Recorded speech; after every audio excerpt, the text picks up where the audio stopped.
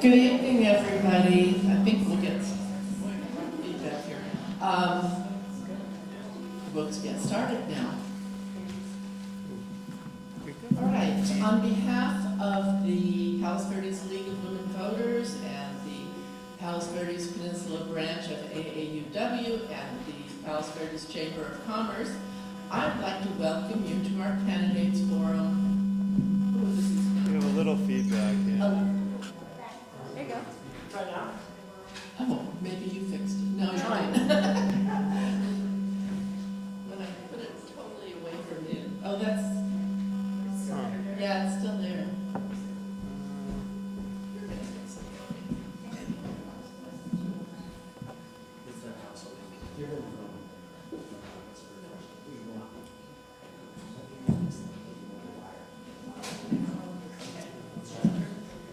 Okay, so I would like to welcome you, and I want to thank the Leventa Inn for allowing us to use this beautiful space here tonight.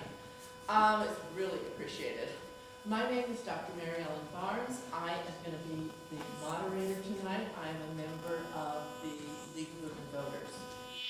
The League of Women Voters is a nonpartisan grassroots organization.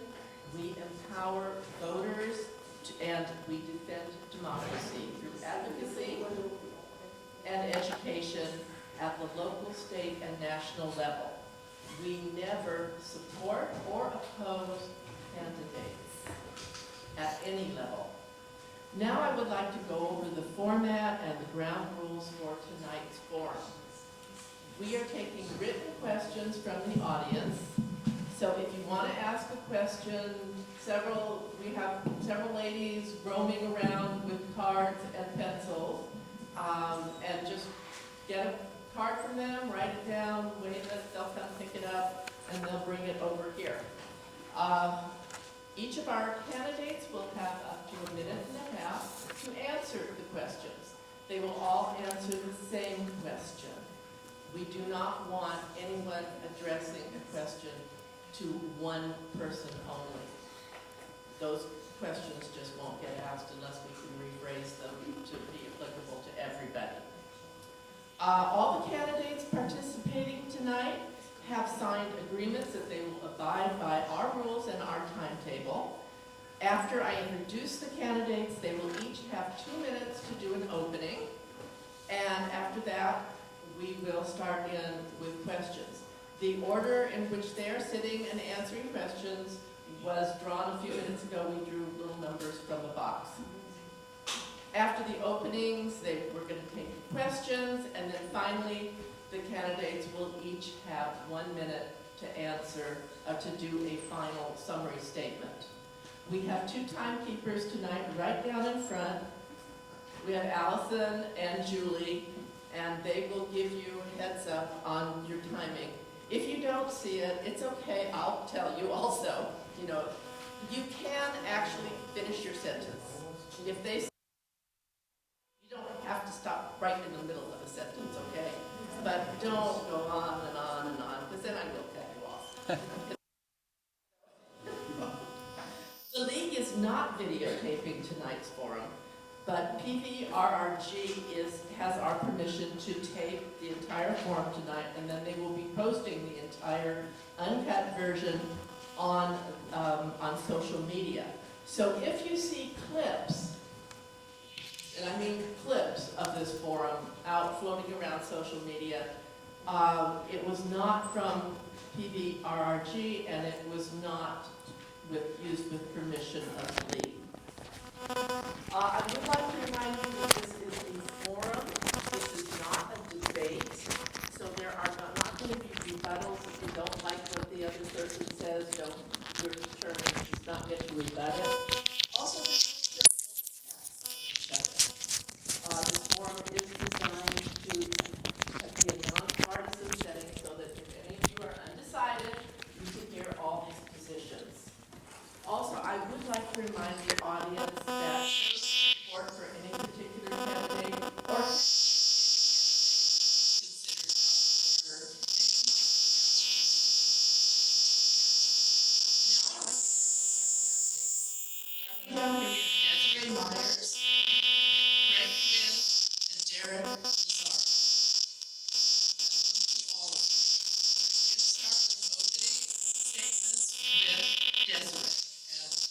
work our way down.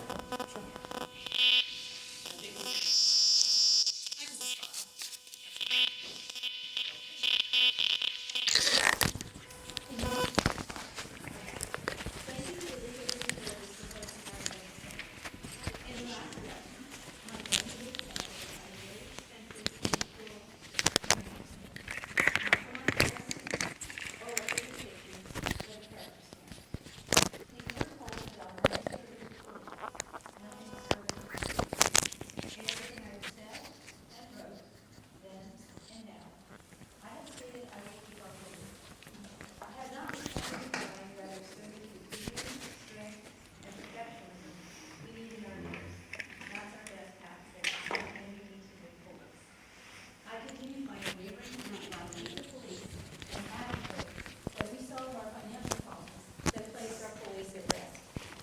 I led the Land Preservation Act Citizens Initiative that protects our open space. Tomorrow night, I'll be presenting at a PV-wide density event to bring awareness of the next density laws in California. Excuse me, some people in the back cannot hear. You have to hold it to Is it working? you have to hold it close. Okay. Very close. Okay, apparently. so I'm gonna, okay, can you hear me now? Yes. Okay. Okay, I'm Hey gonna, friends, just from the guy that'll help with the mics, have them close to your mouth. They work good that way. thank you for the help. I'll pick it up here. I led the Land Preservation Act Citizens Initiative that protects open space. Tomorrow night, I'll be presenting at a PV-wide town hall event to bring awareness of the next density laws. These steps reflect the strength of my resolve. My knowledge of the city budget and debt is extensive. I have studied the issues and have viable solutions which are on my website, desforpve.com, so I can hit the ground running day one. I am running for election because we need experienced leadership on our council to leverage the progress made, but turn the corner on the larger issues such as fully funding our police, spending deficits, employee turnover, and maintaining City Hall. I will work collaboratively with my colleagues to bring fresh ideas while building on what they've already put in place. Together, we can place the residents' priorities first. Thank you. Thank you, Desiree. Craig? All right, thank you very much for hosting. I'm Craig Quinn, PVE resident here for over 20 years. I ask that you add me to your city council, and here's why. We need an effective city council that can work together, get things done with zero drama. I spent my entire career effectively with people, and my colleagues have enjoyed working with me. We need to keep and respect our local police. I've always backed the police 100%. I'm proud to be endorsed by the PV Police Officers Association. We need to support ways to keep an eye on spending while increasing both non-tax revenue and parcel tax that truly meets our needs. As you may know, Measure D failed and left a gap of nearly $5 million. Measure E was not enough and didn't include an escalator.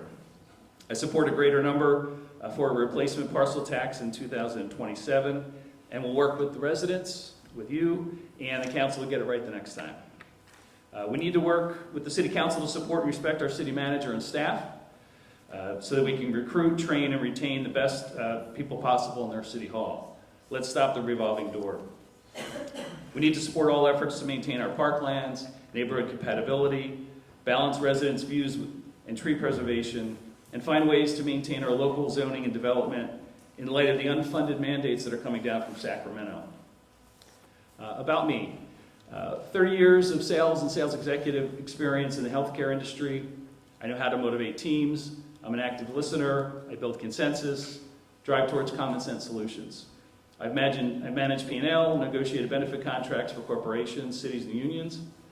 I currently market for a high yield debt fund, which is a private bank. I am not a developer.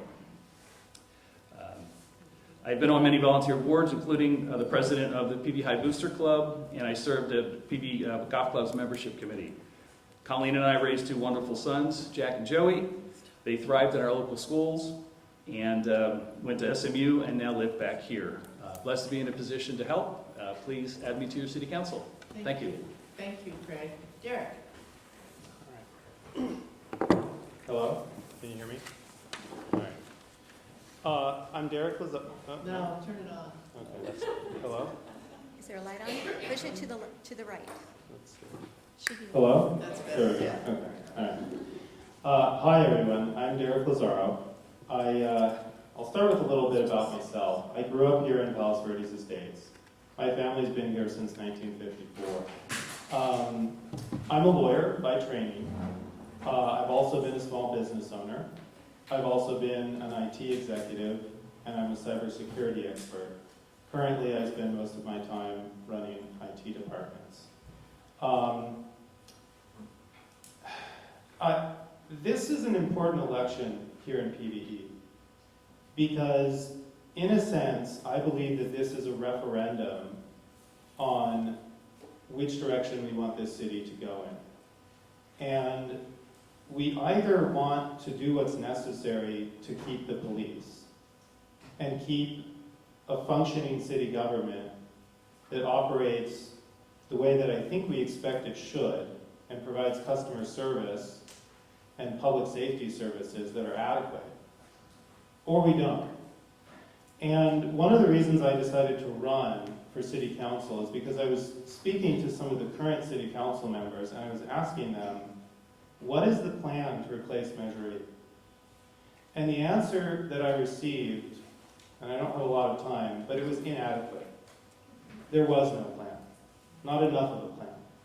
And so I decided to run.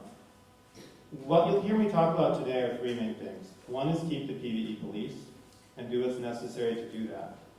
The second thing is keep PVE's residential character, and that's very important to me. I've spent 8 years on the planning commission of this city working to do that. The third thing is about customer service, and we'll talk about that as well. Thank you, Derek. Okay, now we're going to start with questions. We will be starting with Craig, and then down to Derek, and then back to Desiree. Okay, Craig. Do you volunteer with any of the city committees or programs, and if so, for how many years?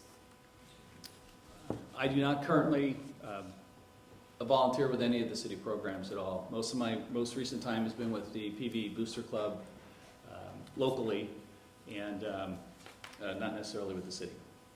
Thank you. Derek, same question. So as I mentioned, 8 years on the PVE Planning Commission, 2 years as chair.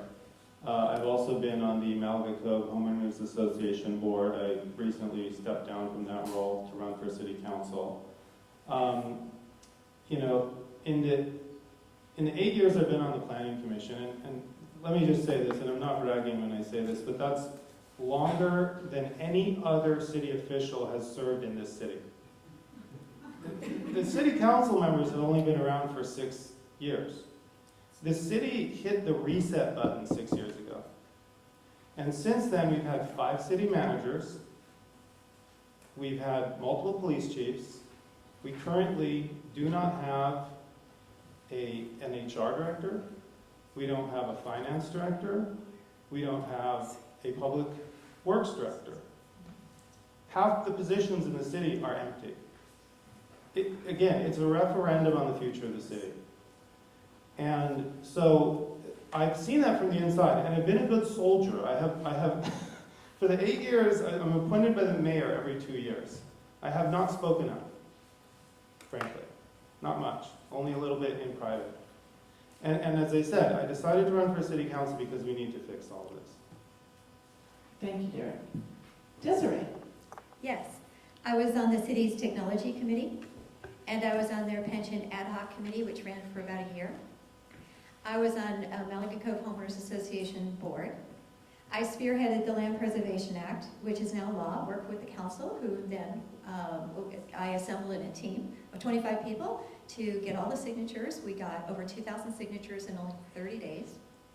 Brought it to council, and we met with multiple members of the council who went ahead and passed it, so it is now into law. I also have conducted 3 town halls as of tomorrow, including tomorrow night's, on density to make residents aware, and so people understand what's happening in the density that's out there. Also championed good governance policies and started and helped PVRG create their initial good governance policies, was part of that. Thank you. Thank you. Okay, we'll start with Derek for the next question. What are your top 3 issues you hope to address? All right, and I'm long-winded, so this is hard for me, but, all right, top 3 issues. 1 is keep the police, number 1. Number 2 is keep PVE's residential character. And number 3 is customer service. I'm gonna start with the police. I'm gonna use most of my time for that. Going to the sheriff's department would be a huge mistake for this city. Let me say this very clearly. It will not be cheaper. I can guarantee you it will not be cheaper, and here's why I can say that so confidently. The Sheriff's Department is a union with 18,000 members. It has a $4 billion budget. I know there have been proposals that have made it seem like it might be cheaper to go with the Sheriff's Department. It will not be. They have generous pension plans. They negotiate hard. 18,000 of them negotiate. It will not and cannot be cheaper. Look at the fire department. The fire department has gone up 7.5% for the last 4 or 5 years. Compare that to our police department, which goes up more like 1, maybe 2%. The sheriff's department will not be cheaper. It will not have better service. We need to keep the PVE police department. Hopefully I'll get to the other bullets next time. Thank you. Desiree? I agree with everything that Derek just shared with us. And what's causing this is fiscal instability. So because of that fiscal instability, we have 11 patrols and we are now vacant on 3. That's huge because those are the most important positions for our safety in our city. That is why fiscal stability will keep our police and keep our safety. Loss of local land control. That's huge because if we have to put in more density, that is going to improve the cost, if the cost is borne by us, and that once again feeds into fiscal instability. So safety is number 1, always, and that's very much a part of the police and having our local control of our policies and procedures. And we will only have that if we keep our police. Because if we sign a generic contract with the sheriffs, you don't get to choose what your policies and procedures are. You can't say, I want a 3-minute response time. You have to follow whatever they give you. So to put in control and put in special programs, if we have spikes in our burglaries and we want to put in a burglary abatement program, you don't have that choice with the sheriffs. You only have that control if you keep your police here. Thank you very much. Thank you. Craig, top 3 issues. Okay, my first issue is a leadership issue for the city council. As you know, there's 2 positions available for a total of 5. I think it's critical that the city council work collaboratively together, again, with no drama, with all the information that they need so the city council can make the decisions to handle all the issues that we have, and there are many. So being collaborative is critical, having the respect. Going into the city hall and making sure that we have stability there, leadership from the city manager all the way down, that we pay them fairly, that we respect them, and that we stop the revolving door. Without that, I think all these other issues, although they're important, can't be managed effectively. Keeping the police, critical. Again, I've always been 100% behind our police. Colleen and I moved here to PVE because of the police. We used to live in RPV, and to have our own police force is extremely important. Measure E replacement. Derek touched on this. I think you all know how important this is. We have to get the number right. We can't go into this without having the proper resources to fix all the other issues that we have as a city. Thank you. Thank you. Okay, we'll start with Desiree on this next one. Since all 3 of you are for retaining the police department, how do you propose to pay for them and their pensions? So paying for the department, including the equipment and including the salaries, is one part of the equation. The other part of the equation is the pension, because we have existing pension debt, And we can refinance that and look at options to pay less than the 7% that we're paying on that debt. In terms of paying them effectively now, what we've neglected to do is do a market analysis. A market analysis will tell you, are we paying fairly compared to other police departments for these positions? And how does that compare? I believe that the city should be retaining those, but when I asked for it, they did not do it this year when they did the negotiations. So police need to know that they're being fairly compensated. The next thing is you go to the residents, and then you look at how you're going to pay for that. You've got to look at, are you being efficient in how you're running the city, and do you have other non-tax revenues? The last thing you do is you ask residents for taxes. It doesn't mean you don't, but you've got to show you've done the due diligence to get there and that you really need it. And you take that journey together and you bring the residents along. You collaboratively engage the residents because they want to know that that due diligence has already taken place. And when you get there and you say, here we are, here are the choices, and safety is number one. The residents will place safety as number one, but they've got to be able to ask questions. You've got to be able to answer those questions, even the tough ones, no matter how bad. They've got to be able to engage you and be able to ask you tough questions. Done? You gotta keep it close. Sorry. Residents need to engage you one-on-one to be able to ask you really tough questions so they understand the answers that they're asking. Thank you. Thank you, Desiree. Craig? Can you answer Sure. the question, please? Sure. All right. Since all three of you are for retaining the police department, how do you propose to pay for them and their pensions? Ultimately, it's going to be with a replacement Measure E parcel tax. I believe that the pension is under control in the sense that right now it's at 20 million, let's say.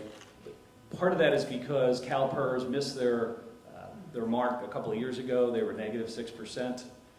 Next year, I think they're going to be a return of 9.3%.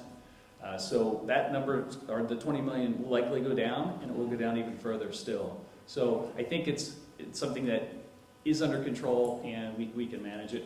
We can also establish a bond for taking out a loan against our liabilities, which is something that is possible. Instead of paying 7% for that, we could pay as low as 3.5%, depending.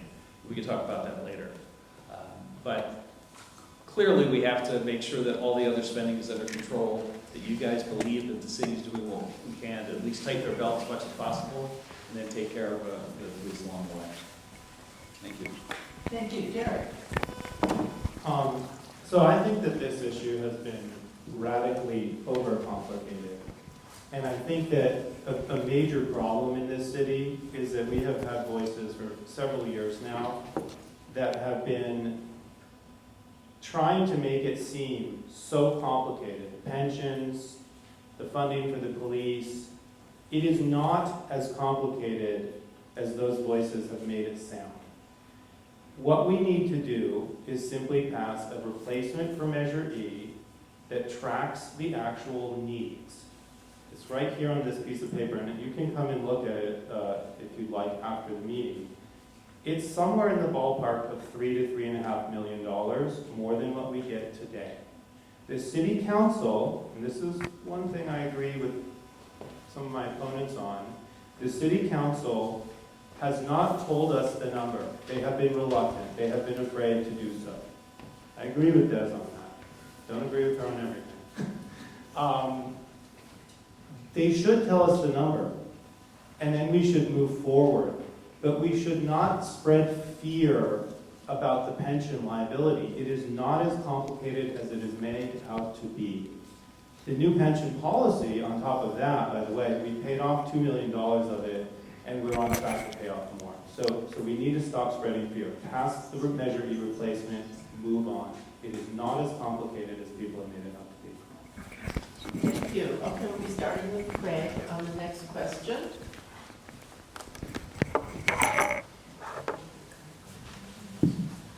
All right.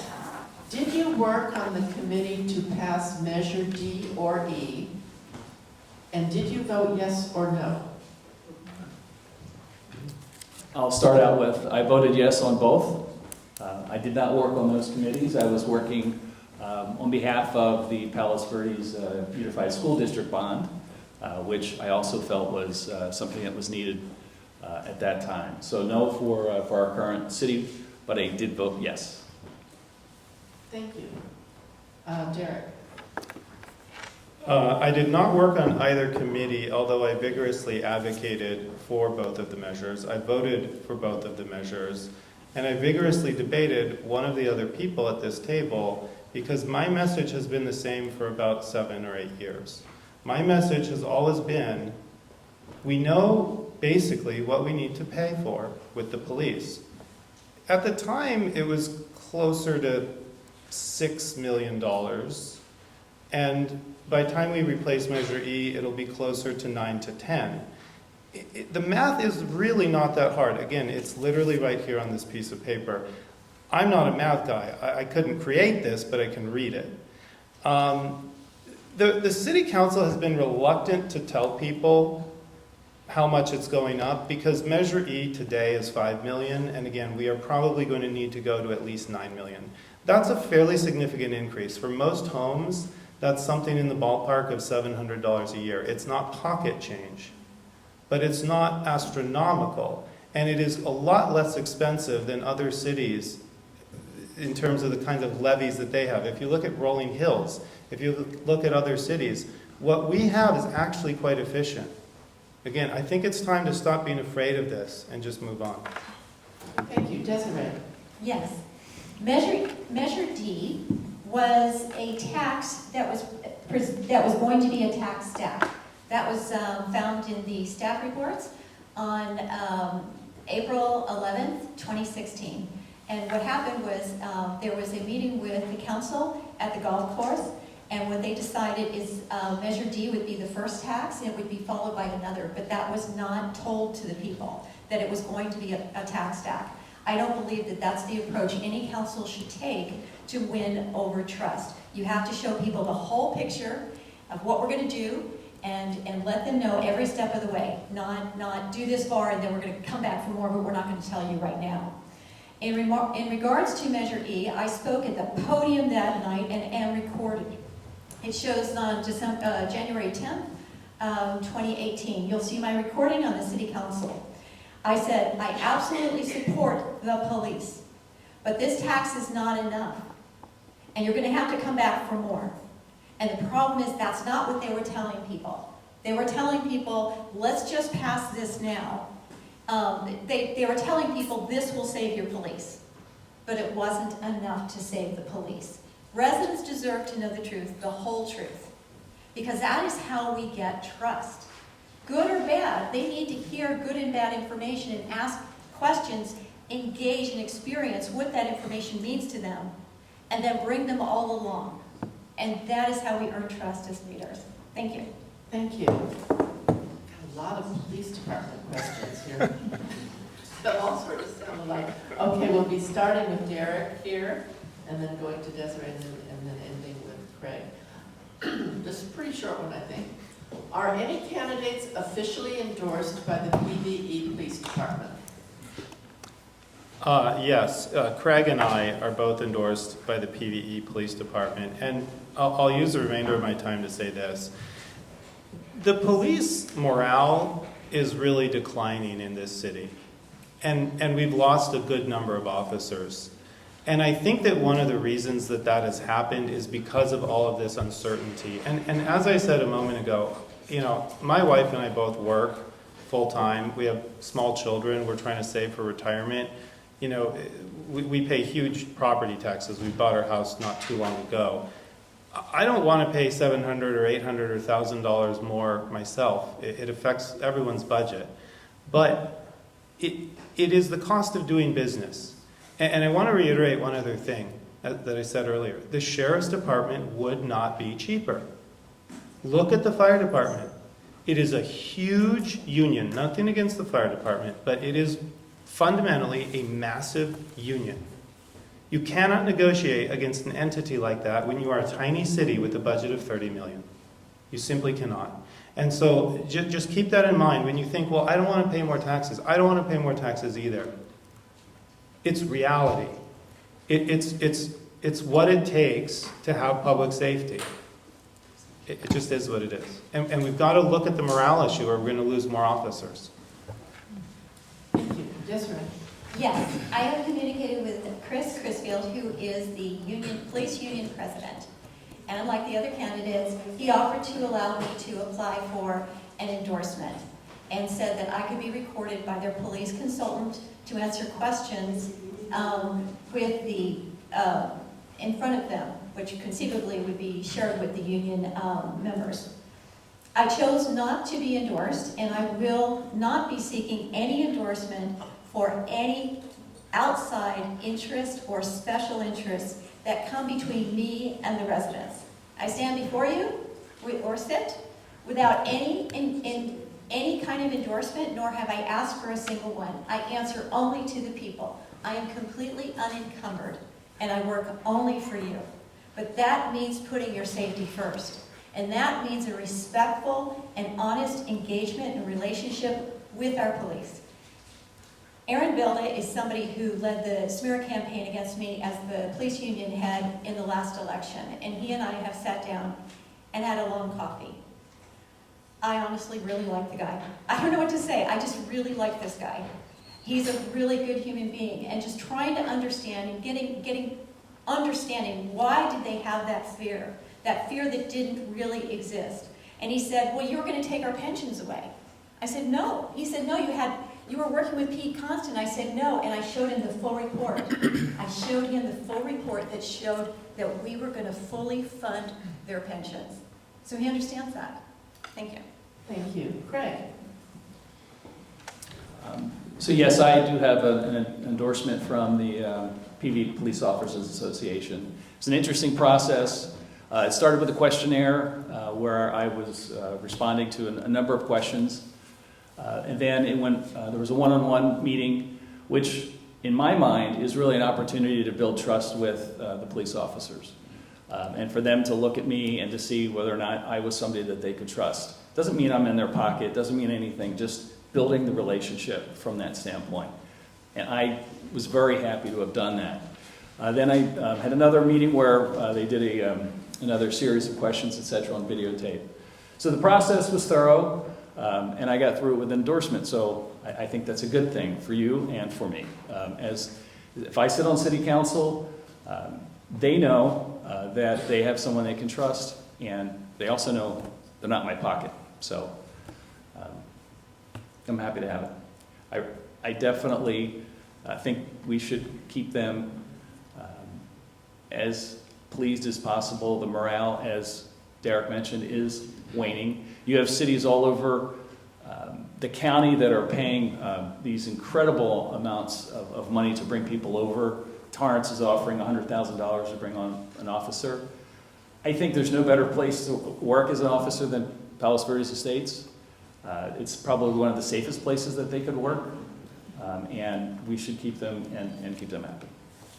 Thank you. Okay, we'll start with Desiree. Another police question. Give us some other questions. Okay, well, no, this one's, what will you do to retain and keep our PVE local police? Slightly different. Try some different angles. One is understanding, other than financial security, what else are they looking for? I would like them to have a much bigger role in our city. I want people to know, what are we getting for the money? Because we're going to come back and ask people for more money that helps support the police. We've got to show value for that. I want to see the police chief in our monthly meeting in council say, what is the state of the city's safety? Because I think people want to know.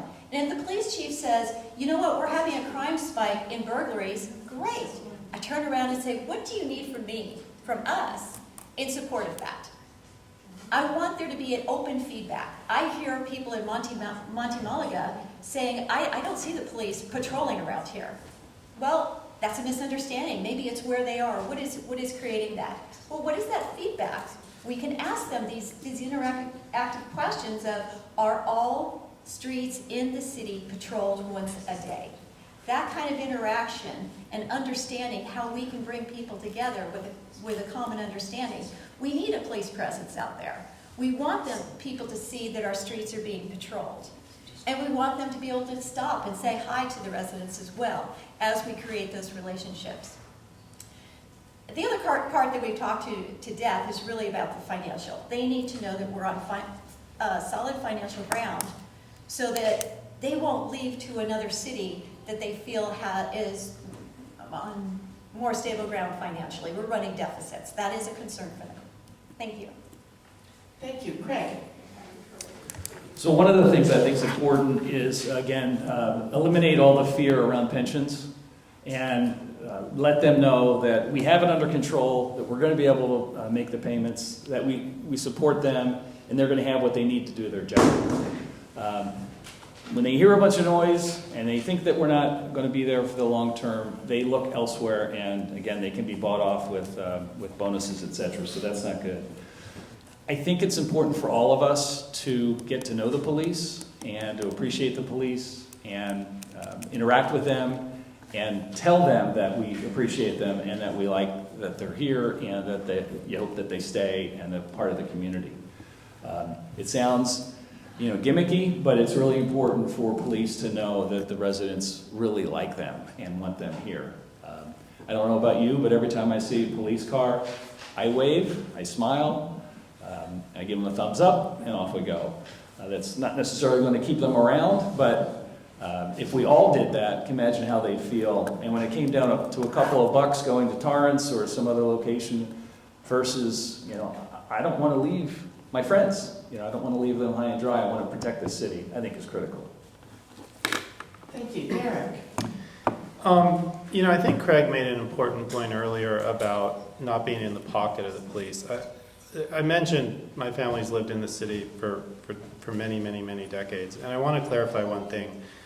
I don't think I've ever met a single police officer except literally just shaking their hand and saying hello at a 4th of July event, and I don't know any of them by name except for the chief, who I briefly met at the last 4th of July event. But my point is, I literally don't know them personally. I know them by reputation.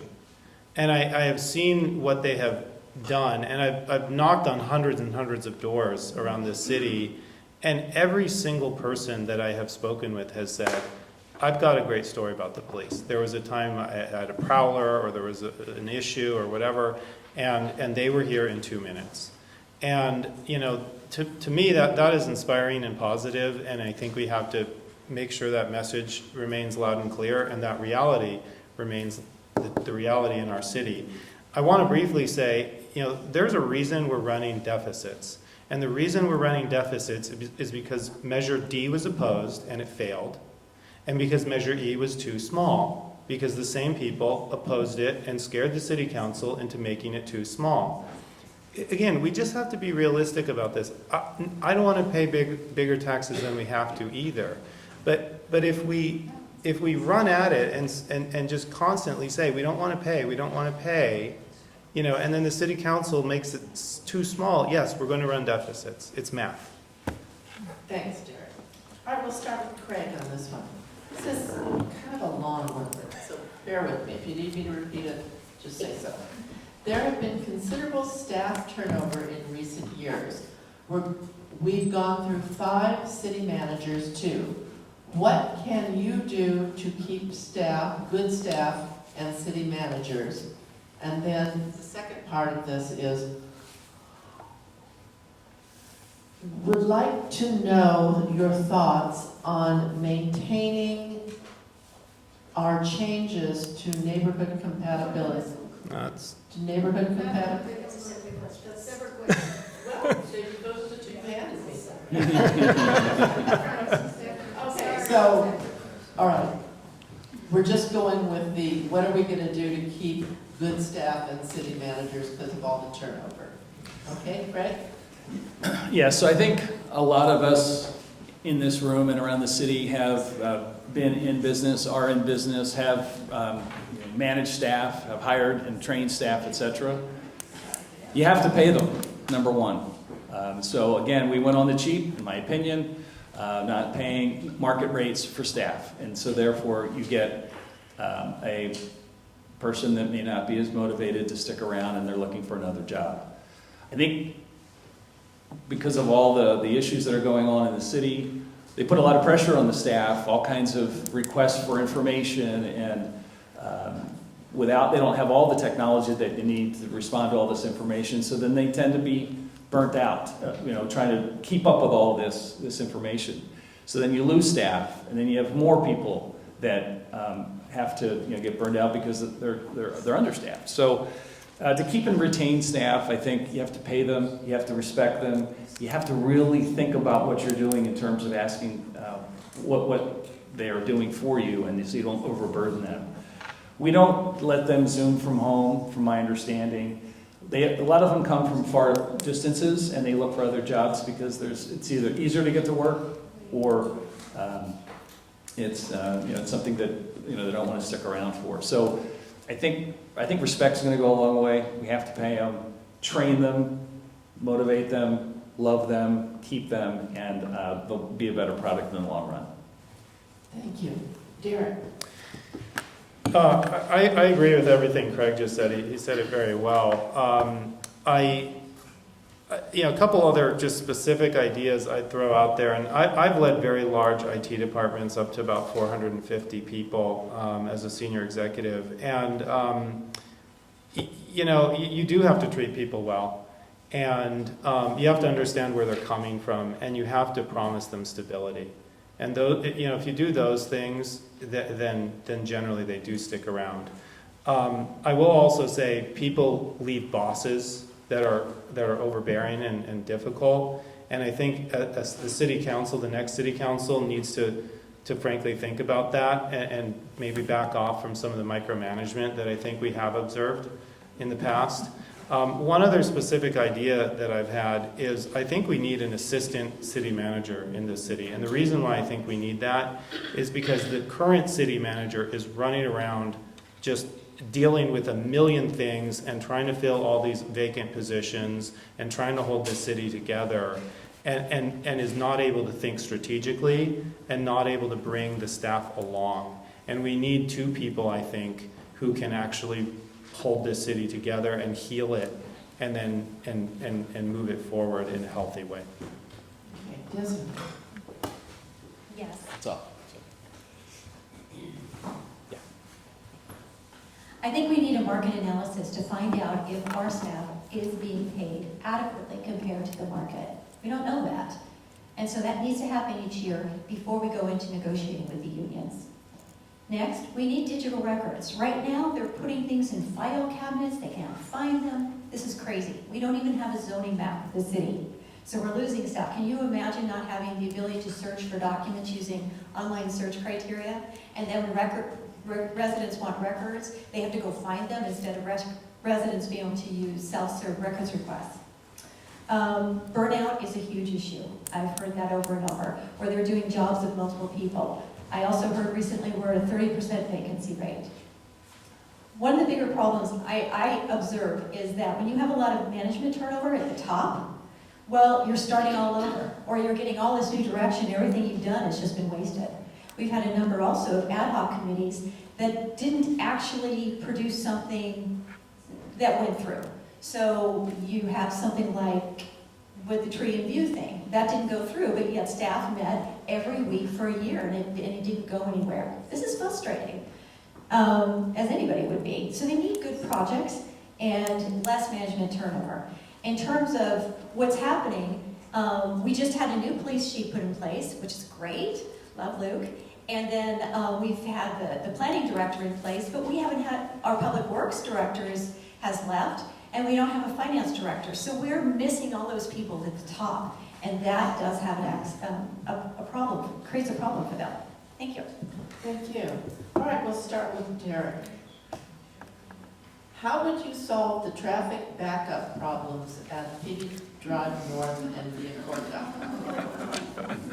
Oh, I was hoping I wouldn't get this one. All right. It's a trap question. It's a really tough one. I really don't want a traffic light. I would bend over and try so hard not to have a traffic light. The roundabout idea, I have to admit, I was attracted to it when I first heard about it, but what I envisioned was tiny compared to what they actually proposed. They proposed some double wide, double thing that was insane. So I didn't like that either. And so what do we have left? I don't like having somebody out there. I think it's an accident waiting to happen, and it's a little scary, both from a liability and a moral standpoint. I would like us to spend a little bit of money to widen it and have 2 cars go through each time. And I don't think Metro will pay for it because it doesn't meet their standards, but I believe the throughput would be there. So I think if we add 2 lanes, let 2 cars go through at once, it will improve it substantially, avoid the traffic light, avoid the safety issue, and be a good compromise, at least in the short term. We'll see where it goes from there. Thank you, Desiree. Yes. Could you repeat it again? I'm sorry. Sure. How would you solve the traffic backup problems at PV Drive North and Via Corta? Got it. What I saw from the engineers regarding the roundabout is it wasn't going to create the increase in efficiency that everybody thought it was going to. And that was critical before moving forward. And I also would not have moved forward given that there was so much pushback from the community. You need to get everybody on board before you change the character of our community. And wiping out all the tree-lined streets was not somewhere some people want to go. In regards to a traffic light, my opinion doesn't matter. I will always go for what the residents want and what works and engage them. If residents want a traffic light, then I will absolutely support it. But I will make sure that's indeed what they want. So I would put together some kind of polling. The traffic committee has come up with some interim solutions that look very promising. It's not everything, but it will have some incremental improvements, which I think we should experience and spend less money on that before we go with something bigger. And I'm looking forward to seeing what their analysis is on how much more traffic throughput we would have if we followed those recommendations. Thank you. Thank you. Craig?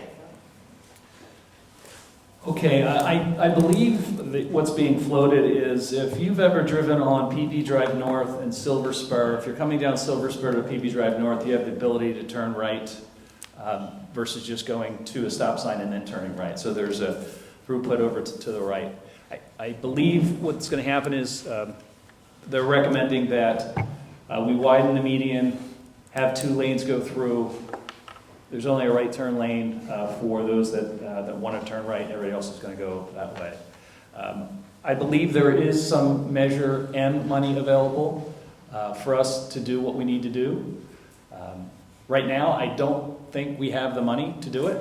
I'd rather fix City Hall in terms of the staffing, make sure we have the police in line where we need them, and to the extent we finally pass a replacement Measure E and we're in a good stead, then I think we take on that project. I don't think we have the money without Measure M right now. So I would have a traffic cop out there right now until we have the money. Thank Sorry. you. Thank you. Okay, we'll start with Desiree on this one. How would you improve the relationship with PVHA?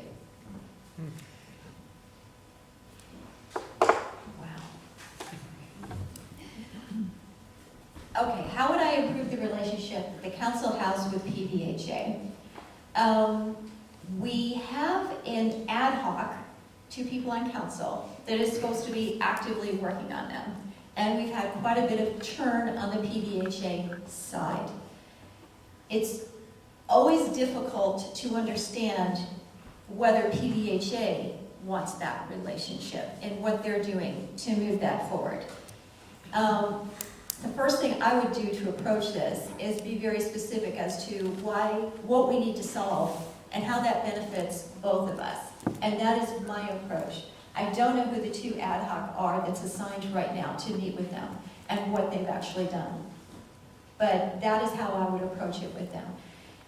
We have some forced density laws that are coming from the state that are going to incur changes in our city. And we need to collaborate, I think, on what the legal options are and work together behind closed doors, actually, with legal questions. That's where I see the value, and that is where I hope that we work together in the future. If I'm on council, I happen to have spent quite a bit of time reading those laws and what's in them and what the next steps are. And so I would want to get ahead of what the next, the laws are and what we can do as a community with them. Thank you. Thank you. Craig? So from my perspective, this again seems like a staffing issue out of the gate. There's been a number of folks that have turned over, both the HOA, the city, the planning commission, and the committees, etc. A lot of institutional memory has walked out the door. And so it's very frustrating for our residents to go in there and try to get good service, move their projects along effectively, save money in their construction costs, when no one really knows who's on first. You're getting mixed signals. So the first thing I would do is I'd pull everybody together and present the business case that this is a customer service issue for our residents.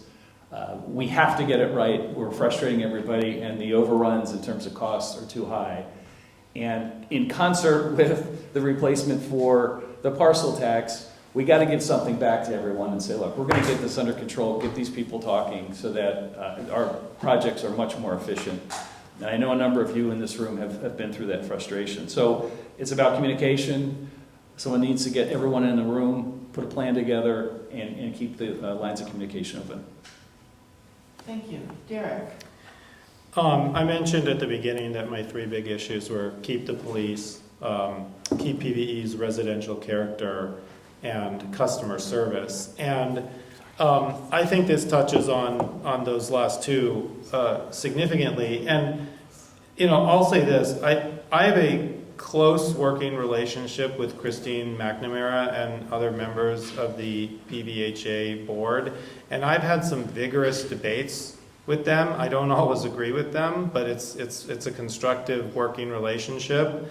One of the things that happened about 5 or 6 years ago that dramatically impacted the customer service between the city and PVHA is the city attorney said, you know, there might possibly be a conflict of interest in any of the coordination that happens between the city and our jury, so you should back off. And they did, and it's made it worse for people in this city. And it's one of the main issues that I want to address from a customer service standpoint. I think the city attorney was wrong.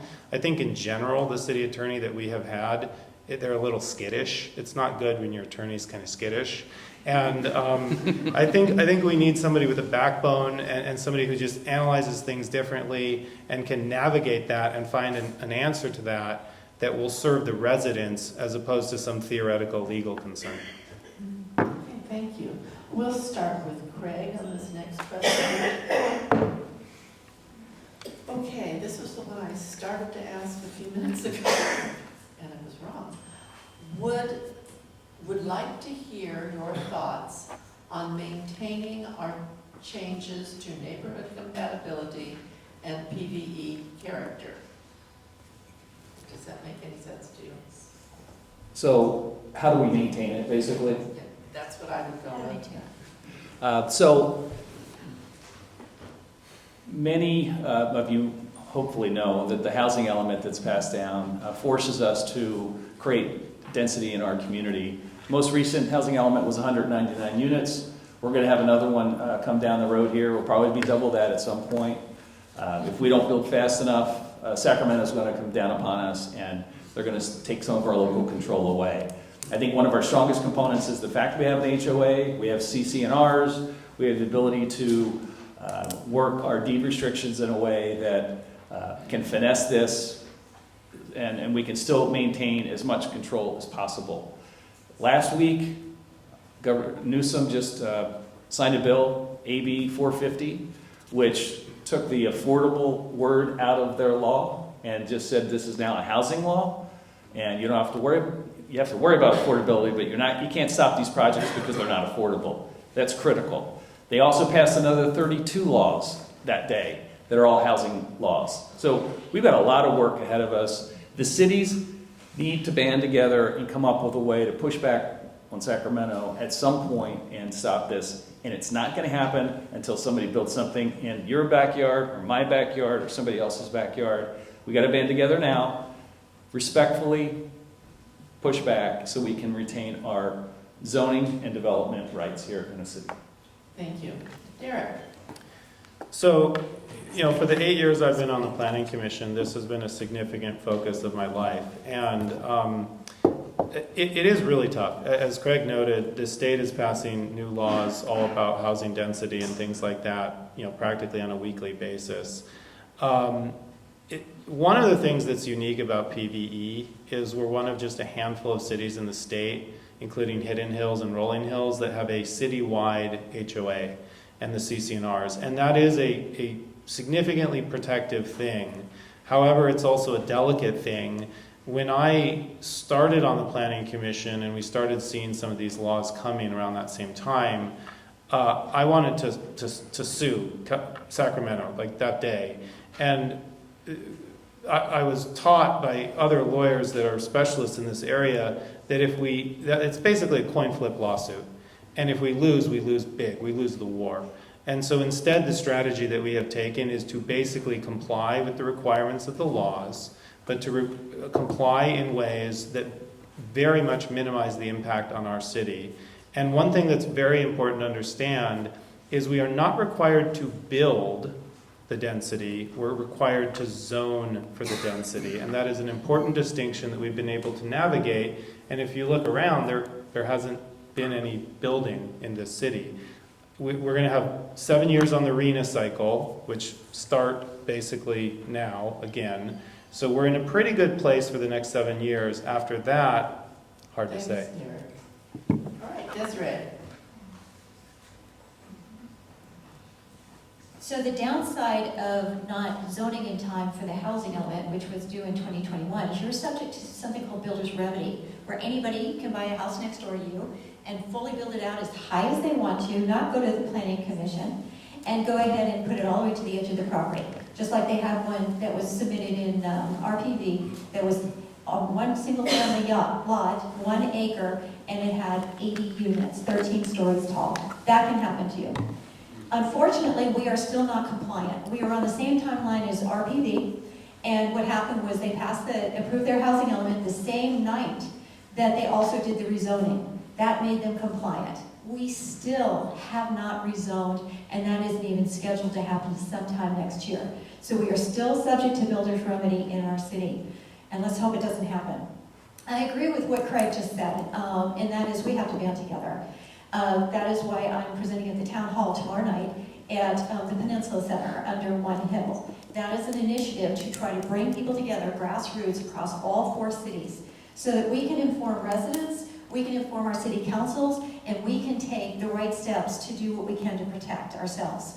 And if we can grow that to then include other people in the South Bay, that will be large enough to affect Sacramento and start banding together in class action actions to push back on what's happening.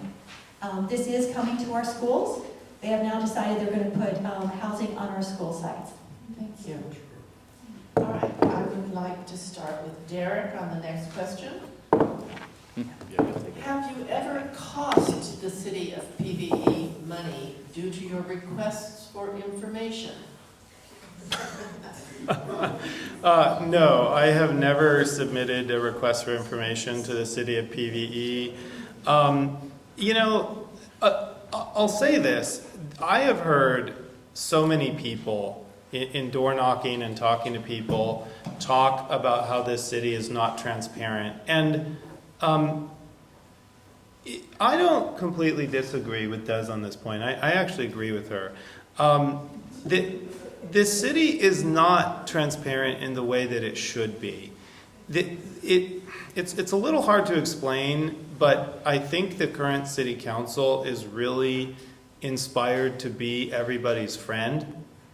And they are a little reluctant to share certain bits of information that people will be upset by. And it's not that they're lying, and I've heard people throw around really nasty words, and it's not that they're lying, and it's not that they're misrepresenting things. They're simply slow to share certain bits of information, and they think that they can release it in dribs and drabs, and I think that it looks like they're being dishonest. I really don't think they're being dishonest. I've even heard words like corruption. I haven't seen any of that in the 8 years I've worked for the city. But I do think it's good if this city takes a little bit of a different tact from this point forward and just release all the information on day one and let people see it. Thank you. Desiree? Yes, I worked with the prior city council to get transparency tools, self-service transparency tools installed. Those were GovInvest and ClearSys. So if you could go and look up any contract the city has already signed. Right now, you can't find that information, so you would have to ask the city. Unfortunately, after we bought these tools and invested in them by installing them, those have since been uninstalled. So you don't have self-serve to get to your own public records that you paid for. The other challenge to that is that means that the employees can't either. So they are also become very efficient because they don't have these digitized records where they can just go and search for them. They're using paper copies or other means of media. Which of course is another problem, that if we ever had a fire, that those documents are destroyed, so you don't have that off-site storage that you would have if they were digitized records automatically backed up off-site. So I've advocated to get the initial products installed, which happened and it was wonderful. Why they were removed, I'm not quite sure, but I'm quite certain that my advocacy saved the city money. Thank you. Thank you. Craig? Before I answer that question, I want to use a little bit of time here. There is one other organization that helps out with the housing element, bringing cities together, and that is our Neighborhood Voices. You may have heard of them. They're doing much what it sounds like One Hill is doing, and bringing people together. That's great, but I think we should all band together, be on the same page, regardless of what avenue it is, but don't divide the cause, get together on it. With respect to causing or spending money, when the housing element were putting most of the units in Lanada Bay, I was part of a group that was very aggressively trying to change that model and parcel out the units throughout PVE and not necessarily all in Lanada Bay and et cetera. I know the consultants are expensive. I'm sure there were lawyers involved. These are all unfunded mandates coming down from Sacramento. It's pitting neighbor against neighbor. You know, it causes the city to spend money that they shouldn't have to spend. But I think we came to a relatively good compromise in the first round from that standpoint. So let's stop Sacramento. Okay, thank you. Why don't we take a break now? It's around 7, a little after, so let's take a 5-minute break so that people can stretch their legs or whatever, and we'll be back in 5 minutes. And I'll let you know when that is. Are you not?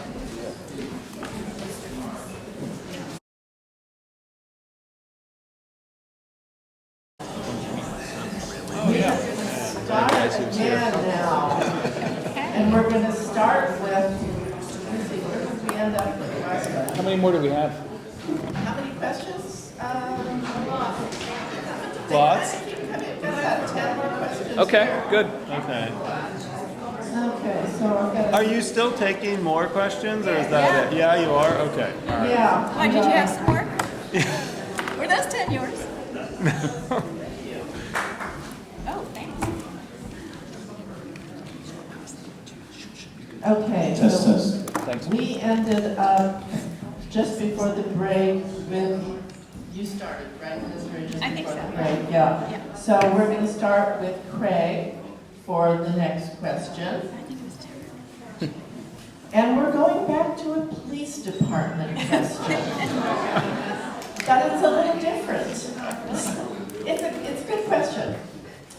What level of compensation do you think is fair for our PVE police officers, given that in 2022, 7 officers had over $300,000 in compensation, and another 7 had between $200,000 and $300,000. And at age 50, they can retire with 90% of that as an annual pension. Okay, so we're starting with Craig. So that's a trick question, I think. My view is police officers, as you know, put their lives on the line every day. We are surrounded by other cities that have police and fire and other first responders. And we're competing for labor in a very competitive market. I didn't do a study before I walked in here tonight in terms of what they should be paid, but I do know there's a number that they should be paid, and it should be a market rate. Every city is dealing with pensions. Officers have an opportunity to retire based on their union, regardless of where they are. So it's a cost of doing business. We need to be market-facing, and we need to be fair. In negotiations, again, back to the trust issue, when we sit across the table, we have to get the best deal for both parties. And I don't necessarily have an exact number on what they all should be paid sitting here, but there is definitely a market rate. Thank you. Derek? Well, I think that was very well said, and I agree that there is a market rate and that we should be paying the market rate. You know, it's not going to be any cheaper to go with the sheriff's department. They're paid similar numbers, and you know, they have very generous pension benefits. They have again, going back to that union of 18,000 members, they negotiate the best possible deal for themselves. And that's in their best interest, and it's in our best interest as citizens. I mean, one of the unique things about PVE, we don't have commercial, right? And so every dollar is coming out of our pockets, my pocket, your pockets. I'm a very strong negotiator, and I want to make it clear that although I support the police tremendously, if I'm elected, I will negotiate the best possible price that we can with our police. And, you know, it's not a blank check for them, but it should be market rate. It's not terribly difficult to figure out what that is. We're surrounded by departments in Torrance and Sheriff and LAPD and so forth and so on. And as Craig said, you know, they are putting their lives on the line. First responders are generally paid quite well. And that's the structure we have in California. Thank you. Desiree?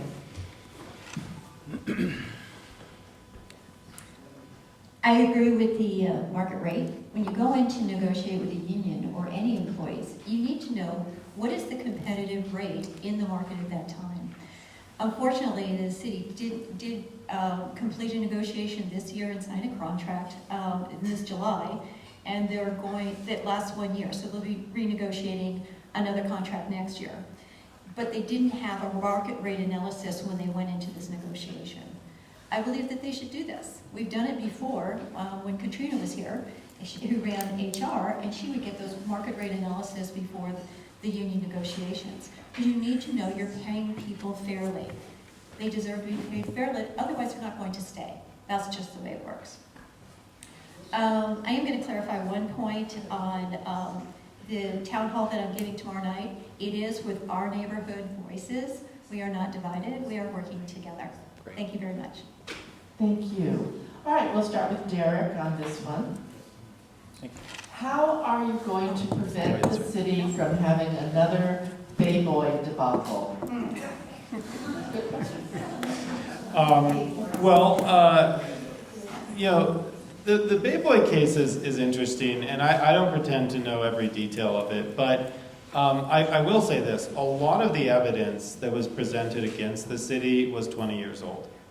And the good news is, you know, that a lot of the officers that were involved are no longer with the city, allegedly involved, I should say. You know, that's an important distinction. So even if you believe, you know, the stuff that was said about the city, alleged by these people, you know, we've moved on. We've moved on. And I think it's also very fair to say that the city council, the police chief, I mean, everybody in a position of supervisory authority, they're all new. Everybody's moved on from the past there.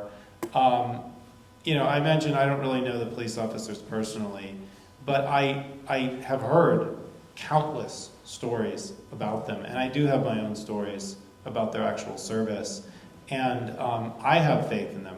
I mean, I really do, and I don't think we're going to see anything like that repeat. I simply don't. Thank you. Desiree?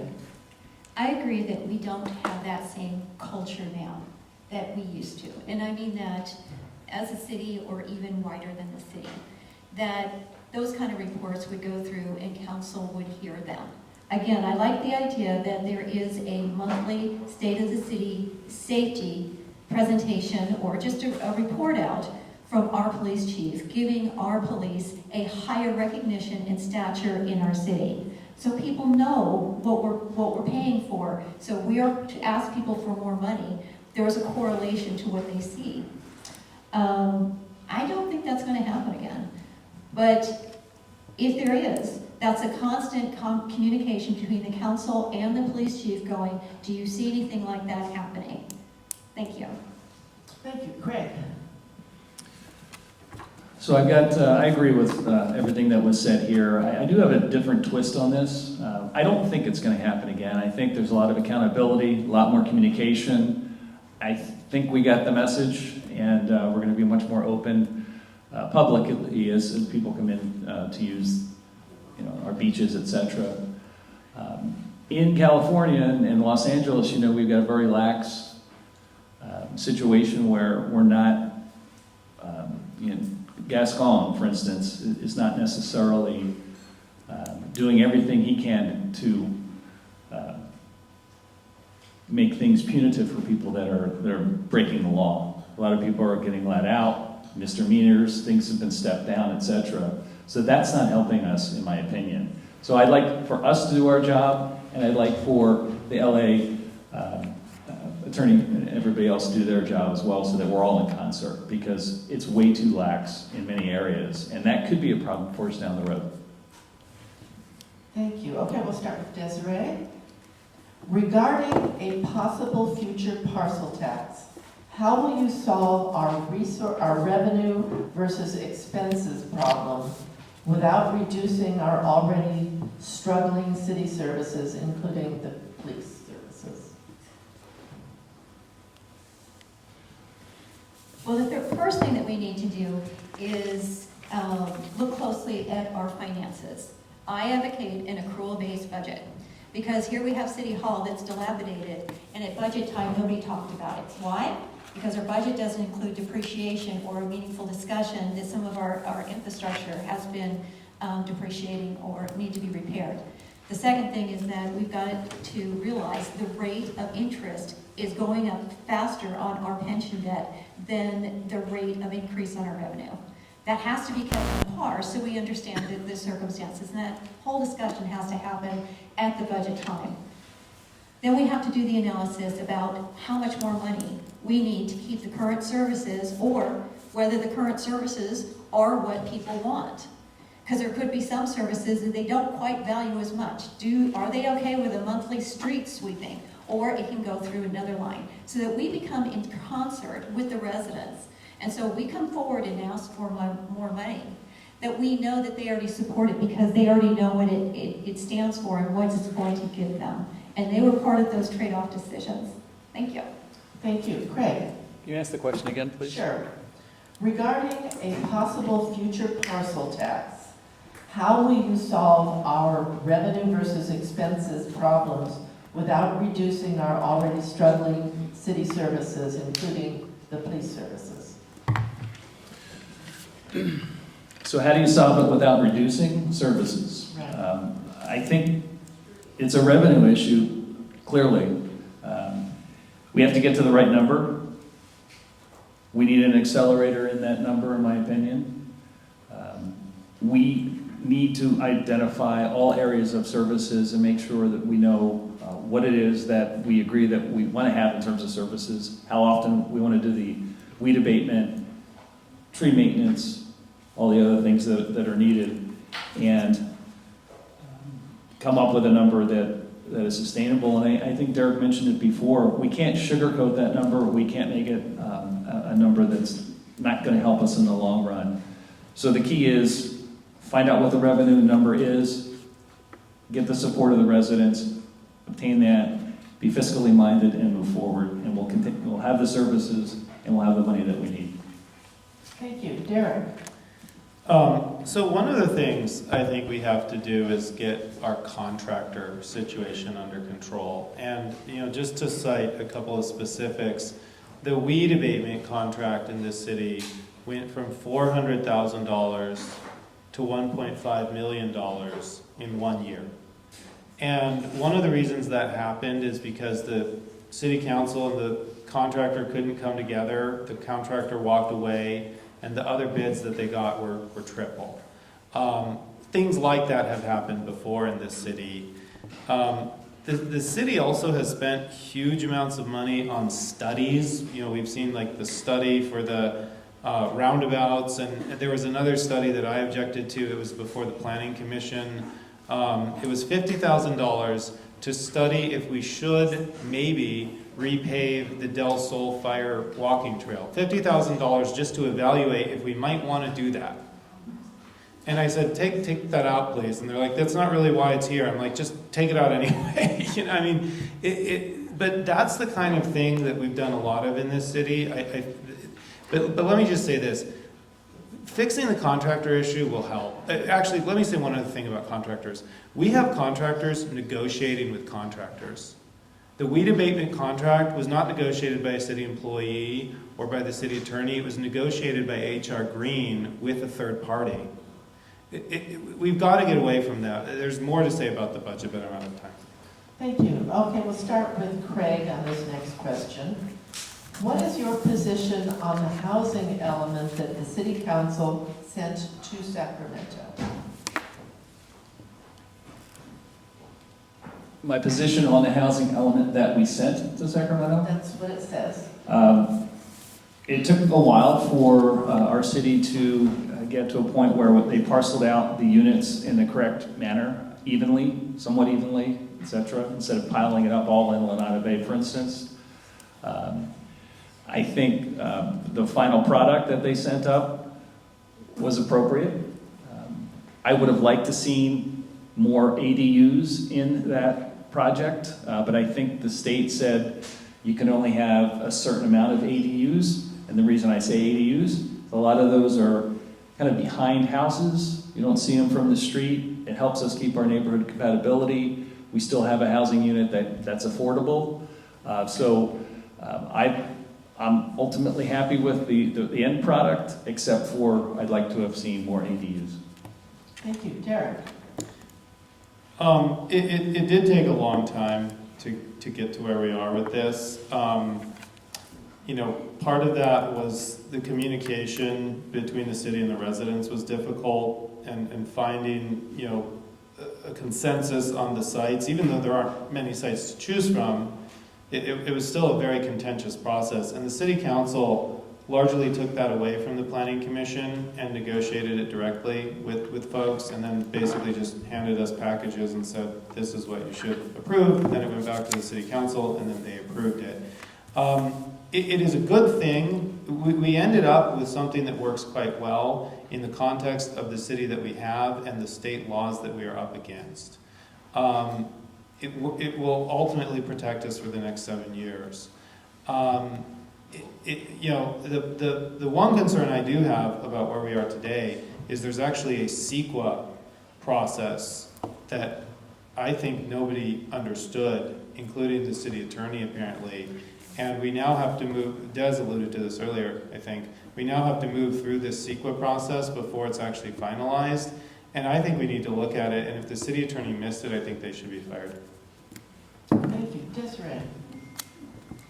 The CEQA process, I agree, it has to happen, but also the rezoning. This was presented to council last October in a presentation, and for whatever reason, it was never bidded out.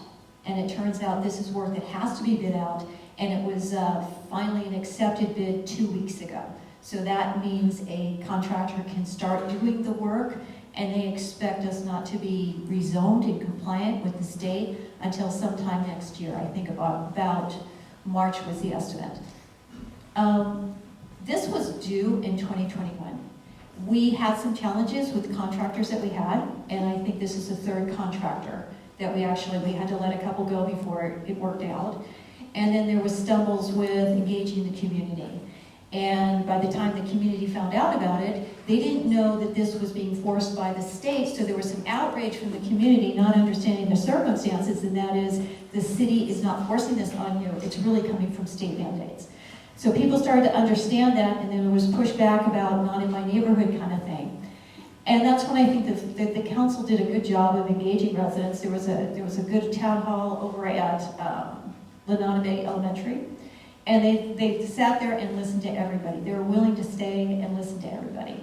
And what they did was they split it up among the neighborhood. And I think that that was fair under the circumstances. Initially, it was all of the Lenana Bay commercial, which I didn't think was a good idea either. Thank you. Thank you. We'll start with Derek on this question. How will you promote bringing businesses to or being more business friendly in PV Estates? Well, that's an interesting question. It's complicated because we have such tiny commercial zones. You know, I think what would be nice in this city is if we did have a bit more of a vibrant business center, you know, restaurants and things like that in the plazas that we do have. It's a little hard to answer the question though, because they're privately owned, and so and we really can't offer tax incentives because we're already in a bit of a budget hole, right? So I don't know that there's an easy answer to that other than what I'll call advocacy and outreach and just being good neighbors. You know, certainly I think that the city can promote, you know, a business-friendly attitude, you know, whether that's permitting or other things along those lines. That gets back to the customer service concepts. You know, I certainly wouldn't support any sort of like high-density commercial or anything like that. You know, at least not anything I've ever heard proposed. Thank you. Desiree? Yes, Malaga Cove Homeowners Association had run a poll a few years ago, and they asked residents, what businesses would you want to see in the plaza? I think that was a fabulous idea. In fact, I think we ought to pull that out and use it again, and then ask in the other communities also. If businesses understand or reach out to new businesses saying, these are businesses, our residents say that they want to be local and they would use, I think that that's a viable business opportunity for others. I would meet with the business owners that we have now and ask how can we help, and with the commercial land owners. There's 18 of them, landowners in Malaga Cove Plaza alone. Meet with them. How can we support you? Would it be possible, what do you guys think, about maybe moving some of the realtors upstairs, and what if we had more of a walk street where people come in, dine, retail, whatever? But then I'd also look at events. People love getting together in our community. They like each other. They want to come to wine and cheese events at the plazas, outdoors at night, string some lights. And they would also, the younger crowd, and this is what I got from canvassing in Valmonte, the younger crowd wants to bring their children and have their children meet each other. We used to, a long time ago, have little carnivals once a year in Malaga Cove Plaza. Those are gone, and yet we love those.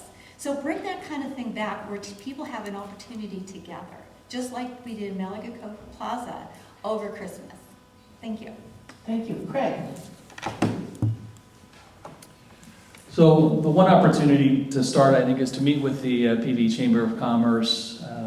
Like Desiree said, identify the businesses that can come here, that want to come here, support those that are here. But PVE specifically needs businesses that generate taxes.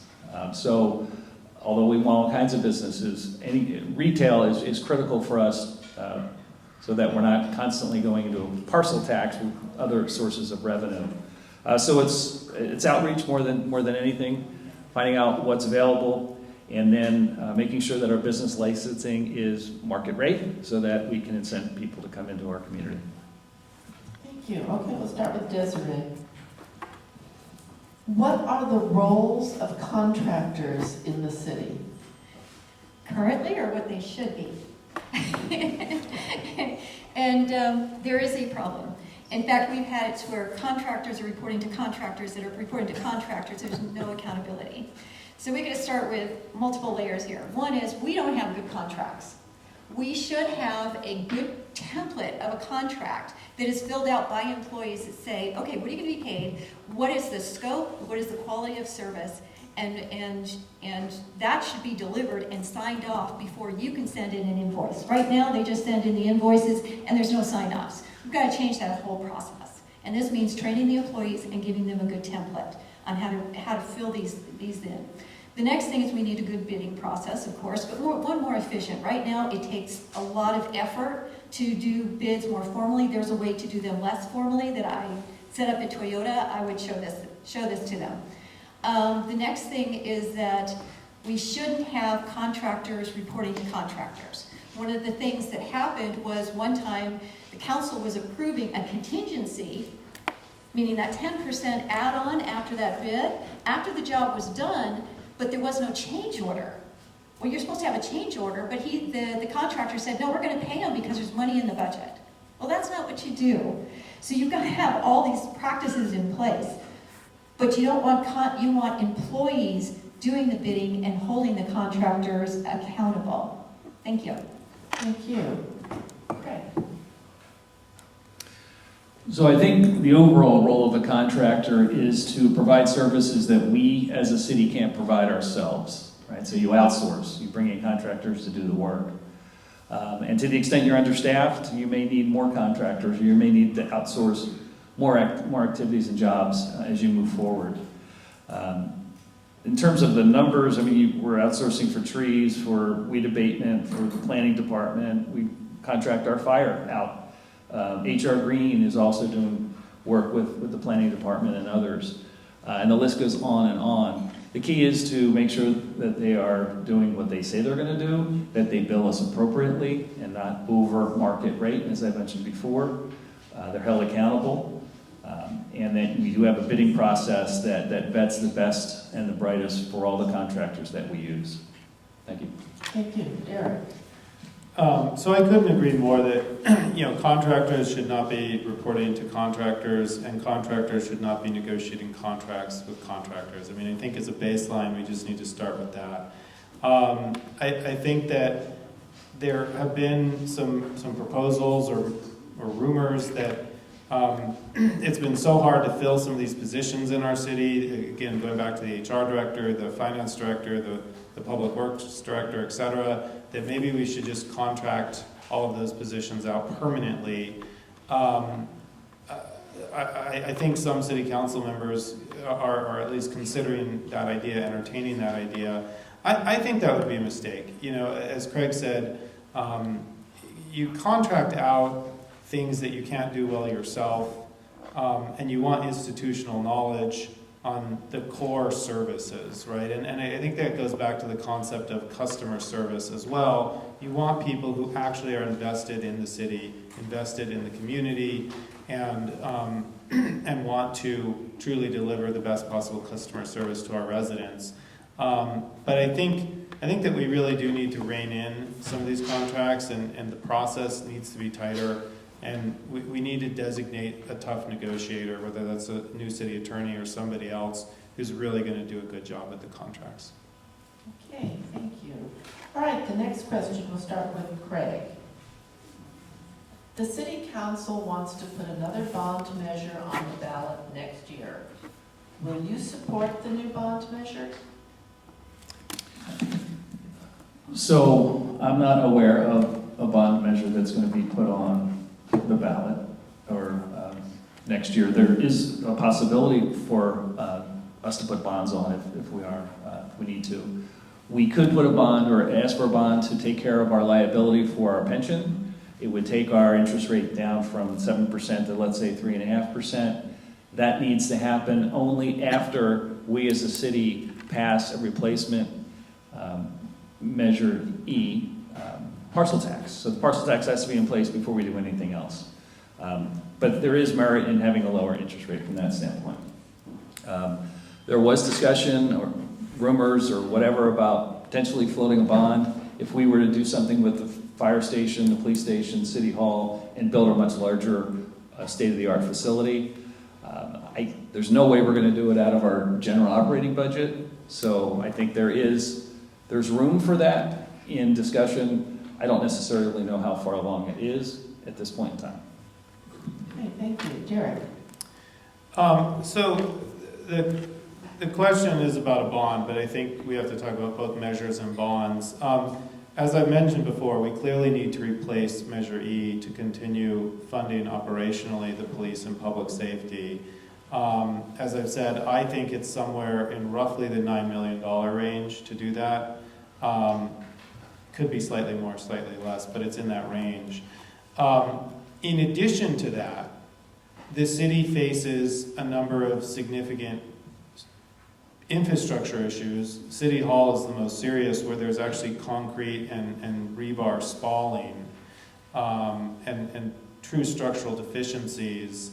And eventually that will need to be addressed.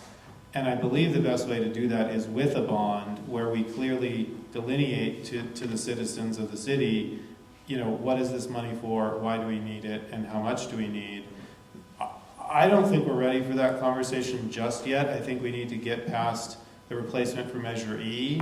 And I think after we've done that, we need to open up the conversation about other issues. And I think by then we'll know more about some of the things like the water and the sinkhole and other stuff where there may or may not be liability for the city as well. Thank you. Desiree? I think the question actually meant a parcel tax, because the council has been talking about increasing a parcel tax next March. There's also discussion separately, but hasn't been said by council, about a bond. And that would be on top of and later after the parcel tax, of which a bond always requires a tax be attached to it. So that would be two taxes. I think that we need to put the whole thing on the table. I don't think you put part of it and then come back for more. You've got to put it all on the table. People have to balance their budgets. They've got to know what's up to bat. The city has already done an evaluation of City Hall and determined that it's about $7 to $7.5 million. That was delivered by Walker Construction last December to fix it up. I think we should go ahead and move forward on that. There's some critical safety issues that we should fix. We've never financed our infrastructure using a bond before. We've always used our parcel taxes to pay for the whole thing. So this is a new road to now have two concurrent taxes at once, one for infrastructure and then one non. But if we are going to replace our city hall buildings with state-of-the-art, a new police station, a new fire station, a new city hall, and we'd have to temporarily build facilities elsewhere, move them there, build all this and bring them back, you're talking over $100 million. That is a lot of money to consider when it's already been evaluated. Fixing City Hall is under $10 million. So that is something we should all discuss. Thank you. Thank you. Okay, we'll start with Derek. Do you have any ideas for bringing revenue to the city besides taxes? Let me just quickly say one thing about the last question. I didn't mean we shouldn't discuss the bond. I simply meant I don't think we're ready to decide what to do about the bond anytime real soon. We really need to study the City Hall problem and a few of the other problems.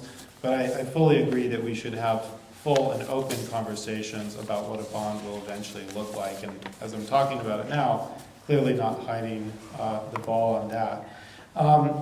When it comes to revenue, there have been a bunch of ideas, things like parking meters and increasing taxes on business licenses, fees, I should say, and things along those lines. When you add them all up, under the most rosy possible scenarios, it's a couple $1 million roughly. It could help. I don't think that we should ignore those options, but I will say this, with the staff that we have, I don't know that we can pursue all of them simultaneously without overburdening the staff. I mean, it takes time and energy and money to actually do these things. And so if it's only going to raise $100,000, it may not be worth it, right? I mean, it may be better to just bake it into a realistic, operational measure for funding, and then a realistic bond for the infrastructure stuff. Thank you. Desiree? Yes. One of the efficiencies that we put in place is that our entire planning department is being partially supplemented by us. So we're supplementing the developers. The planning department, the whole cost should be borne by whoever's doing the development. That shouldn't be coming out of our general fund. And that should be part of what the reconciliation is in the annual audit. Next, I would look to make sure that I would see if there's more optional fee-based services the city can offer that people value. Next, I would take a look at the parking. We talked about that with the underground parking meters like Del Cerro, and revitalizing Malaga Cove Plaza and Lanada Bay Plazas to see if we can get more businesses in there, but also start having some events. I believe that people are really interested in having these. Take a closer look at how we can refinance that the pension debt. I think we can save some money on that. So going through these efficiencies and non-tax revenue, I think that happens first before we come and ask people for more money, because I think you'll get more buy-in there that way. Thank you. Thank you. Craig? I agree with both comments that were made, and I also believe it's a timing issue. To Derek's point, we have some low-hanging fruit. Let's just say if non-tax revenue opportunities over the long term. Here's $3 million. It will make a difference. I think we should concurrently go after that opportunity while we're asking for money. It will help supplement our budget and allow us to have more resources.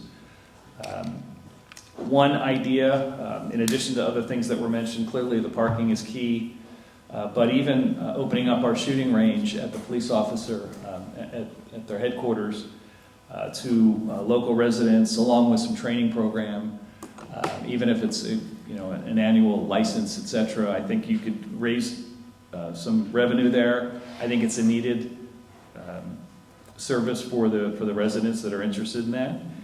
And you don't have to drive all the way out to LAX if you need to get to a shooting range. So that's it. Okay, thank you. We'll start with Desiree. Okay, if you increase businesses at Malaga Cove, how would you deal with the parking?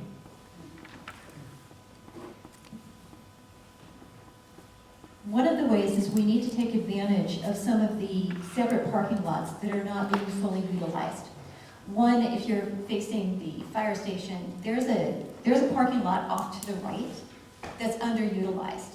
It's right next to PV Drive West. Also, the back parking lot, back near the trail, there's more parking that way. For events or things where it's really full, we should take a look at how we're going to help people move. Now, if there's an event, I would put up golf carts and that kind of thing to move people back and forth. For coming through our plazas and using our businesses, I would take a look at, do you have businesses where people are just there for a very short period of time and then can go out, in and out? So it's more 10-minute parking spots if that's appropriate for what those businesses are, so they can accommodate that. The people that come in for the realtors and the realtors themselves are staying for a long time. It's not their fault, but what about some kind of enticement, enhancement, that they can start using those other further parking lots instead of parking for so many hours and moving their car every hour or two and using up the plaza? And I would talk to them about that. Thank you. Craig? I don't really have a line of sight on solving the parking issues at Malaga Cove Center over there. I do agree that if you could move out some of the realtor parking elsewhere and make parking available for those that are generating revenue, tax revenue at the retail, at the market, etc., I think they should be a priority. It's hard to do. I think there's better experts available in our city that can do the study and make recommendations for that. So I don't really have clear line of sight. Okay, thank you. Derek? I don't actually think I've thought about parking there. One of the reasons I did oppose the roundabout, in addition to just it being way too large and complicated, was that it would further reduce parking in that area. And I do think we need to maximize parking. But I want to address, there was a comment about the cost of the planning commission and the services and how it should be put on people coming into this community and trying to build homes. And I think that would be a huge mistake. And the reason why I think it would be a huge mistake is the way that this community stays strong is by having new families move in and continue to improve the homes. And it's already incredibly expensive to do that. And you have to navigate both the planning commission and the archery. And it's really, really hard for people to do that. And it's very expensive. And I think that if we were to shift even more of the cost burden to folks that want to come in and remodel a home and live here and be part of our community, I think that will frankly lead to this community just having older and older housing stock that doesn't really reflect well upon the community that we have had up to this point. Thank you. Okay, I think we have time for one more question before we go to closing. And we will start with Craig. In a nutshell, is our city in a better state now than 2 years ago or even 4 years ago? And are residents and the city in an advantageous or non-advantageous state?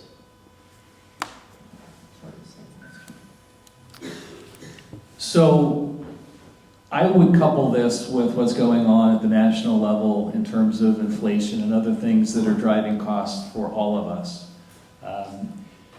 The fact that we didn't have a parcel tax that was set at the appropriate level and it doesn't have an escalator, and we are now in a situation where we're at cash deficit, I'd say from that perspective, we're not in a better place than we were.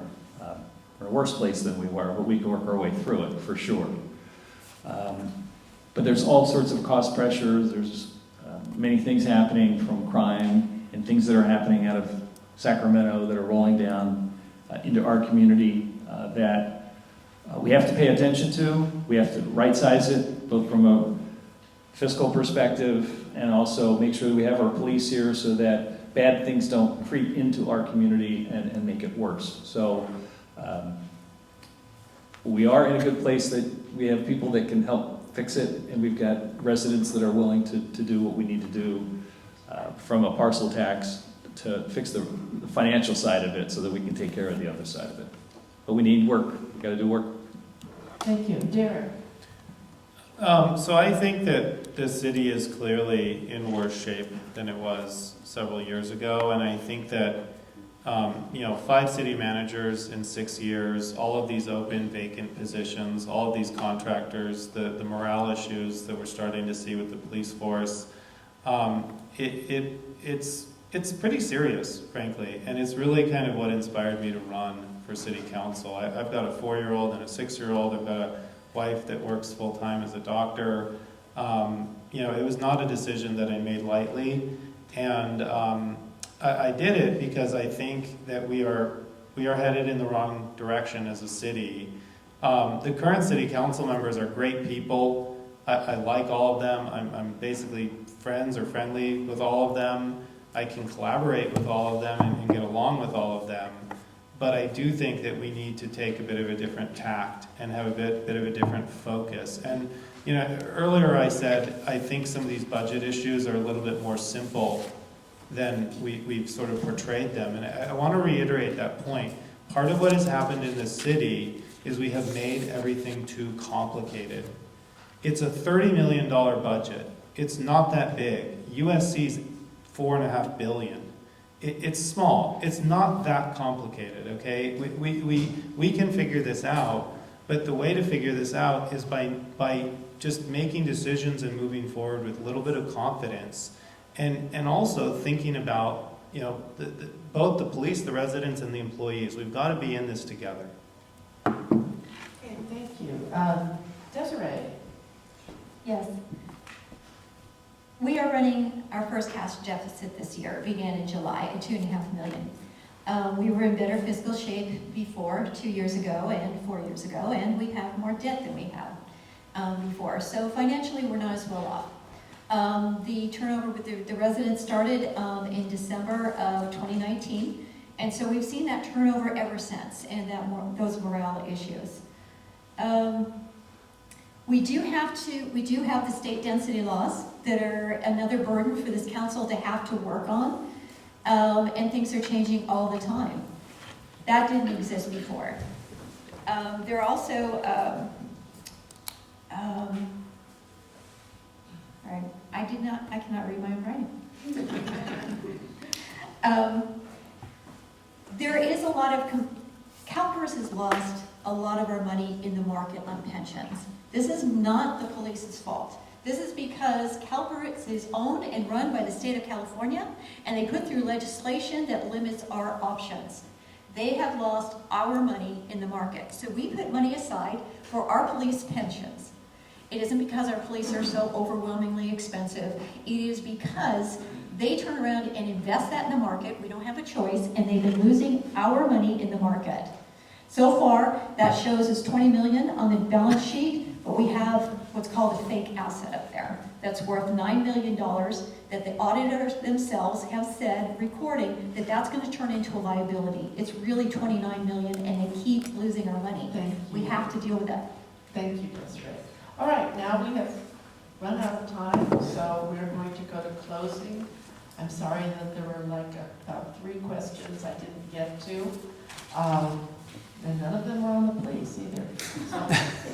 So we're going to start with Derek, and then you each have 1 minute and work our way down the table. Derek? Well, I want to thank everybody for coming tonight. I wish everyone were as engaged as the folks in this room. As I've said, I think we have some real issues facing the city, but I also think that it is possible to solve them. I think we have to focus, as I said, on keeping the police, keeping the residential character, really focus on customer service. And I think that we can do this. I want to leave on a note of positivity and say, again, that the problems are not so large that they're insurmountable. I think we just need to look at these spreadsheets. We need to have some trend lines. We need to communicate that with the public and say, look, here is the number. It's a bigger than we wanted it to be, but it's not astronomical. And then, while we're at that, we need to do the work to figure out what some of these infrastructure issues are really all about and exactly how much they'll cost, and be transparent about those issues as well. Thank you. Craig? Thing to go here. Okay, again, thank you all for coming this evening. I started off by talking about leadership and the need for our city council to work effectively together. We talked about a lot of issues tonight. There are many more issues that are going to come up for our city as we move forward. In my opinion, we need a city council that is all rowing in the same direction, that are effective, that are doing the right things, that are transparent, that are trustworthy, and lead this city through what we have going on right now. I believe that I'm a candidate that can collaborate. I think I'd be the perfect guy to put on that board to help with that leadership issue. The first question was asked about how many committees I've been on at the city. I spent all my life outside of the city administration, and I think I can bring a lot. I know I can bring a lot of value to the equation, but collaboration is key. All these other issues, I could go down the list. Keeping our police be number one, in addition to the financial stability of our city. Thank you. Thank you. Desiree? Thank you all for coming, and thank you for the League of Women Voters for putting together this event. I'm running for election because we need experienced leadership on council to leverage the progress that has been made, but turn the corner on the larger issues, such as fully funding our police, spending deficits, employee turnover, and starting to maintain the city hall. My knowledge of the city budget and debt is extensive. I have studied the issues and I have fresh recommendations so I can hit the ground running day one. I enjoy engaging our community, having put on multiple sold-out town halls and knocking on every door in our city. Our residents are absolutely delightful, and I love the community, and they do too. I will work collaboratively with my colleagues to bring fresh ideas while building on what we have already in place. Together, we can place the residents' priorities first. Thank you. All right, this concludes our candidates forum for the Palos Verdes State City Council. On behalf of the League of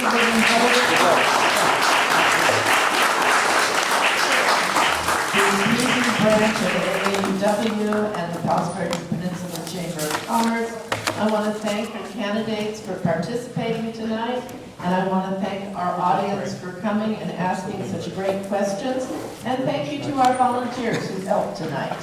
Thank you again for attending. This forum is now over.